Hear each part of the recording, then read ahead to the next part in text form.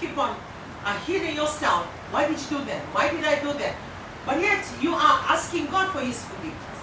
And then you are not forgiving yourself for the things you have done.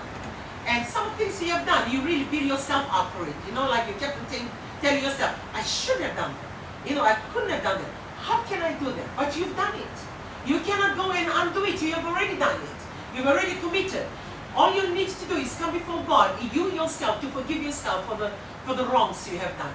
Because you cannot come and ask God to forgive you if you haven't forgiven yourself. Because you will never find closure. You will never find peace. You need to look within you, and this come on your quiet time, on your written list for your prayer requests, that you need to come before God and tell God, Lord, I have done all these things. And even as I write them to you, or as I relate them to you, or as I share them with you, I cannot even believe myself doing all these things. So whatever it is, you need to come clean before God and ask God to give you the ability to forgive.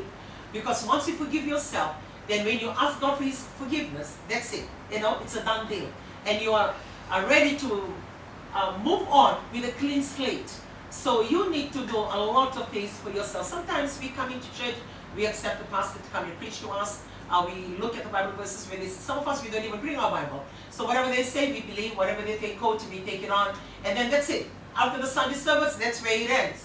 But as a person with your relationship with God, you are responsible for yourself. So you are responsible for your prayer. You are responsible for the Bible verses you know. You are responsible for your fasting. You are responsible. You need to own it. You need to take a responsibility of your faith. You cannot just be floating by and making reference to or talking about somebody else's faith. You need to take that and make it your own. Wherever you are, or whatever level that you are at today, you will need to reflect. Stand still, just reflect. Look at yourself and relook at your faith. Relook at how you're conducting yourself, on how you're living your life.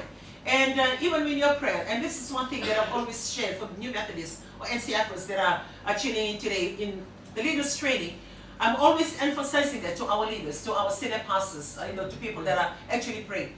And telling them, when you pray, you should know in your heart that when you pray, that prayer will be answered. You should know you walk with God, that when you go for something and have faith, that it's going to happen. That's what I mean. Because when you own your faith, and you own your belief, or you own whatever that happens to you, then you become, a walking time bomb. I mean, you fill up with it. Not your own doing, but it's a part of the Holy Spirit. And that's who God is. So you need to take ownership of that, because enough of the, of all these things that we always do. Oh, we just go to church because it's Sunday. And you come idly sit there, go through, halfway through you looking at your phone, checking on the Facebook page. And somebody will remind you, hey, we're all standing, we're singing. Hey, close your eyes, we're praying. But you are inside the church in the physical essence. But your spirit and everything, you are not there. You are going through the Facebook page. You're not there. So you can't say that you went to church and your relationship with God is, developing or it's increasing. No. Because physically you're there, but you're not there.